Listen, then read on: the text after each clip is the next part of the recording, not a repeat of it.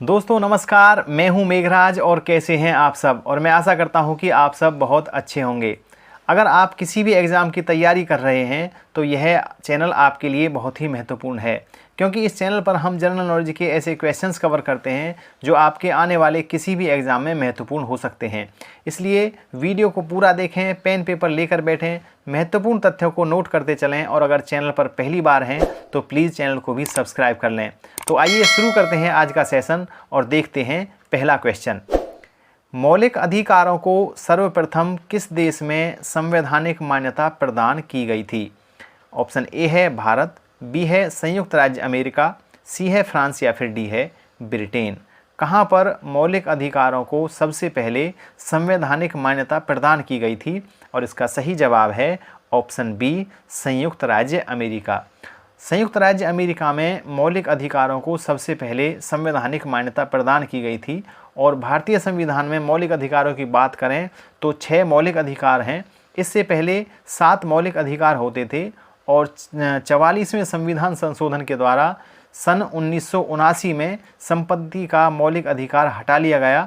फिलहाल जो 6 मौलिक अधिकार हैं उनमें समानता का अधिकार, स्वतंत्रता का अधिकार, शोषण के विरुद्ध अधिकार, धार्मिक स्वतंत्रता का अधिकार, शिक्षा का अधिकार, संवैधानिक उपचारों का अधिकार, ये 6 मौलिक अधिकार फिलहाल अपने प्यारे भारत के संविधान में हैं।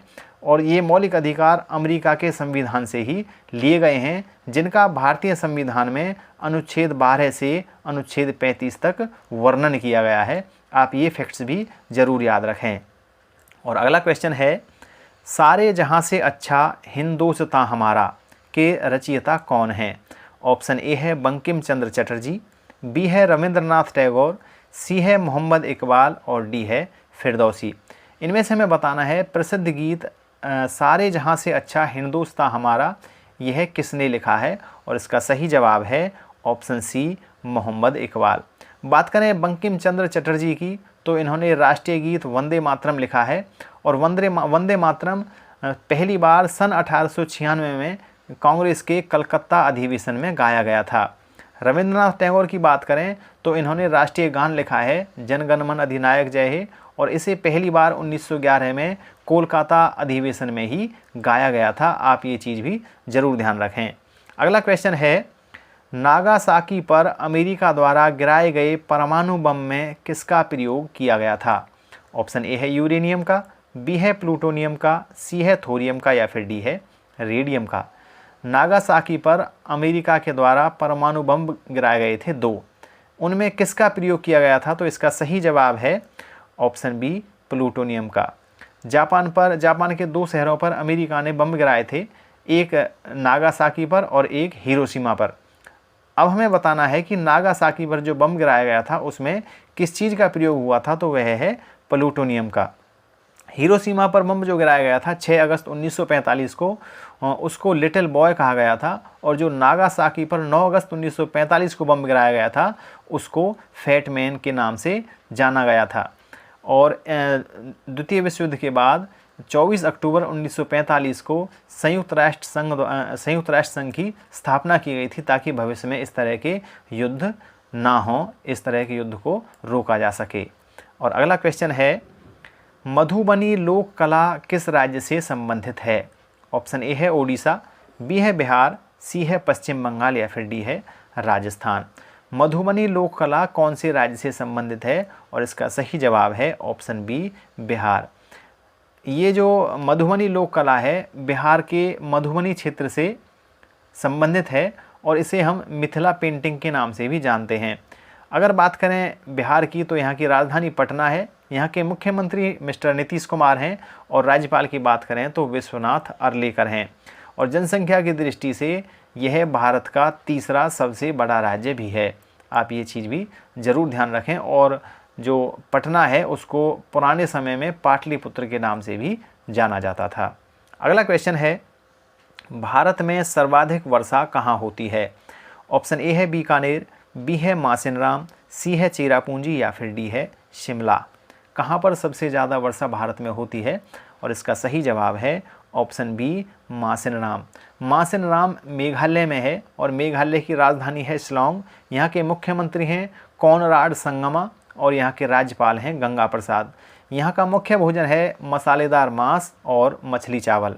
सबसे कम वर्षा की अगर हम बात करें तो वह है लेह, जो कि लद्दाख की राजधानी है। आप ये बात भी अतिरिक्त रूप से ध्यान में रख सकते हैं। अगला क्वेश्चन है, किस नगर को इलेक्ट्रॉनिक सिटी के रूप में जाना जाता है? ऑप्शन ए है गुरुग्राम, बी है बेंगलोर, सी है जयपुर या फिर डी है सलेम। किस नगर को इलेक्ट्रॉनिक सिटी भी कहा जाता है? और इसका सही जवाब है ऑप्शन बी बेंगलोर। दोस्तों, बेंगलोर को हम एक और नाम से जानते हैं जिसका नाम है सिलिकॉन वैली। बेंगलोर कर्नाटक की राजधानी है और यह लाल बाग गार्डन के लिए भी प्रसिद्ध है। कर्नाटक के मुख्यमंत्री बसवराज बोम्मई हैं। यहाँ के राज्यपाल थावरचंद गहलोत हैं और यहाँ की प्रमुख भाषा कन्नड़ है। आप ये बात भी ज़रूर ध्यान रखें। और कोलार की खानें जो सोने के लिए प्रसिद्ध हैं, गोल्ड के लिए प्रसिद्ध हैं, वो भी कर्नाटक में ही हैं। कर्नाटक भारत के पश्चिमी तट पर स्थित है, जिसकी सीमा अरब सागर से लगती है। आप ये बात भी ज़रूर ध्यान रखें। अगला क्वेश्चन है, भारत के किसी राज्य की राज्यपाल बनने वाली प्रथम महिला कौन थी? ऑप्शन ए है अमृत कौर, बी है पद्मजा नायडू, सी है सरोजनी नायडू या फिर डी है सुचेता कृपलानी। इनमें से बताना है कि भारत के किसी भी राज्य की राज्यपाल बनने वाली प्रथम महिला कौन थी, और इसका सही जवाब है ऑप्शन सी सरोजनी नायडू। सरोजनी नायडू का नाम आता है तो हम इन्हें भारत कोकिला के नाम से भी जानते हैं। और ये जो सरोजनी नायडू जी हैं, ये सबसे पहले उत्तर प्रदेश की राज्यपाल बनी थी और इस तरह से भारत के किसी भी राज्य की राज्यपाल बनने वाली पहली महिला बन गई थी। सुचेता कृपलानी की अगर हम बात करें तो यह उत्तर प्रदेश की ही पहली महिला मुख्यमंत्री बनी थी। अगर उत्तर प्रदेश के वर्तमान मुख्यमंत्री की बात करें तो उनका नाम योगी आदित्यनाथ है और राज्यपाल की बात करें तो आनंदीबेन पटेल है। उत्तर प्रदेश की राजधानी लखनऊ है, जिसको नवाबों के शहर के नाम से हम लोग जानते हैं और जो कि गोमती नदी के किनारे पर बसा हुआ है। ये फैक्ट्स भी आप ज़रूर ध्यान रखें। और अगला क्वेश्चन है, भारत में अंग्रेजी शिक्षा किसके द्वारा लागू की गई? ऑप्शन ए है वारन हेस्टिंग्स, बी है लॉर्ड रिपन, सी है लॉर्ड डलहौजी या फिर डी है लॉर्ड विलियम बेंटिक। इनमें से बताना है कि अंग्रेजी शिक्षा किसने लागू की थी, और इसका सही जवाब है option D Lord William Bentinck. दोस्तों, लॉर्ड विलियम बेंटिक सन 1828 से 1835 तक भारत के गवर्नर जनरल रहे थे और यह प्रथम भारत के पहले गवर्नर जनरल थे, इस तरह समझें। और इन्होंने शिक्षा, समाज और न्याय के क्षेत्र में बहुत सारे योगदान दिए थे, बहुत सारे सुधार किए थे। और 1829 में इन्हीं के सुधारों की बदौलत एक कुप्रथा थी अपने प्यारे भारत में, सती प्रथा, इसका अंत भी किया गया था और इनके काल को हम शांति काल के रूप में भी जानते हैं। अगला क्वेश्चन है, पुरापाषाण काल में आदि मानव के मनोरंजन का साधन क्या था? ऑप्शन ए शिकार, बी जुआ, सी संगीत या फिर डी घुड़सवारी। इनमें से हमें यह बताना है कि पुरापाषाण काल में आदि मानव मनोरंजन किस तरह करता था, और इसका सही जवाब है ऑप्शन ए शिकार। दोस्तों, पुरापाषाण काल क्या है?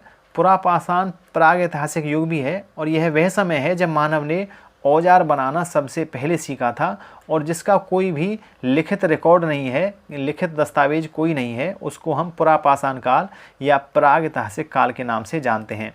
यह आधुनिक काल से लगभग 22 से 20 लाख वर्ष पूर्व की बात है और 12,000 साल पूर्व तक इसका जो काल है वह माना जाता है और इसमें मानव ने 99% विकास अपना कर लिया था, ऐसा भी माना जाता है।